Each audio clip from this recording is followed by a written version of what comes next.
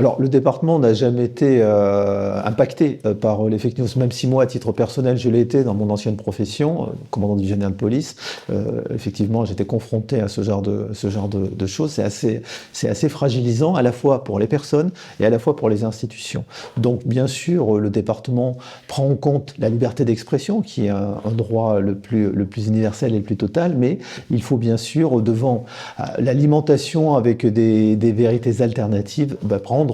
prendre des dispositifs qui permettent justement de les prévenir. Alors c'est d'abord concilier bien sûr la liberté d'expression avec la sécurité qui est nécessaire en la matière, et c'est la mise en place du parcours laïque et citoyen, parce que ce qui est important en fait en matière de désinformation, c'est de donner à chacun la capacité de sourcer les informations qui sont portées à sa connaissance et de développer son esprit critique. Donc dans le cadre des politiques du département,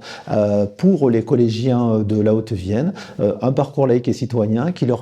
permet à des hommes et des femmes de médias de venir leur expliquer de quelle manière se construit l'information, et d'une part, et d'autre part, comment se construit aussi la capacité d'esprit critique de chacun des collégiens, parce que c'est important pour eux de pouvoir discerner le vrai du faux, de savoir d'où viennent les informations, de pouvoir les classer, et puis de pouvoir forger son esprit critique et choisir en liberté de conscience.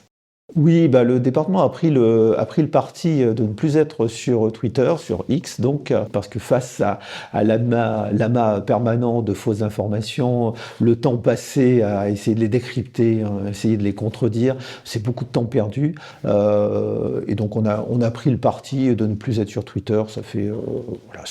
ça nous permet aussi d'être un petit peu plus lointain par rapport à cette volonté quelquefois qui peut être celle de faire en sorte que les collectivités territoriales soient délaissées ou créent de la tension sociale, et on n'a pas envie de rentrer dans cette spirale-là.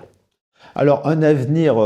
inquiétant, mais il y a aussi des raisons d'espérer. Un avenir qui permet d'espérer aussi, parce que ça veut dire que tout le monde a accès à de l'information, ce qui n'était pas nécessairement le cas.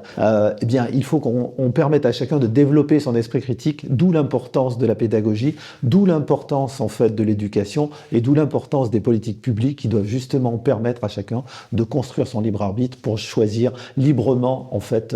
ces informations et construire sa pensée.